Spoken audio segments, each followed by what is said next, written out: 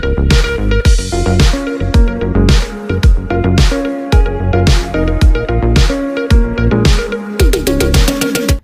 અગ્નિકાંડને લઈ અધિકારીઓ એક્શન મોડમાં બનાસકાંઠા જિલ્લાના કાંકરેજ તાલુકાના પશુપાલન શાખા દ્વારા કાંકરેજ તાલુકાની તમામ ગૌશાળાની મુલાકાત અને પાંજરાપોળ પશુપાલન કાંકરેજની ટીમ દ્વારા કાંકરેજ તાલુકાની તમામ પાંજરાપોળ ગૌશાળાની મુલાકાત લેવામાં આવી, જેમાં ડોક્ટર પીએચ બ્રહ્મભટ્ટ સાહેબ, તાલુકા પશુ વિકસિત અધિકારી ડોક્ટર સીએન પટેલ તથા રાણે ડોક્ટર એસજે પરમાર સાહેબ પાદરડી દ્વારા તમામ સંસ્થાની મુલાકાત લઈ અને સૂચન આપવામાં આવ્યું. વધુમાં આ મુજબના મુદ્દાઓ પર તાત્કાલિક અસરથી કાર્યવાહી કરવા જણાવવામાં આવે છે, જે પૈકી ફાયર સેફટી બાબતે આપની સંસ્થાને લાગુ પડતું હોય તો ફાયર વિભાગની એનઓસી તાત્કાલિક મેળવી અત્રે રજૂ કરવાની રહેશે.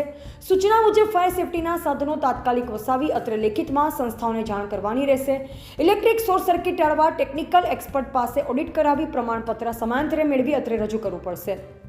સંસ્થાના સ્ટાફને આગ જેવા આપાતકાલીન સમય દરમિયાન સેલ્ફ પ્રોટેક્શન અને પશુને બચાવ કામગીરી બાબતે ફાયર સેફટી ટ્રેનિંગ અપાવી અત્રે લેખિતમાં જાણ કરવી પડશે.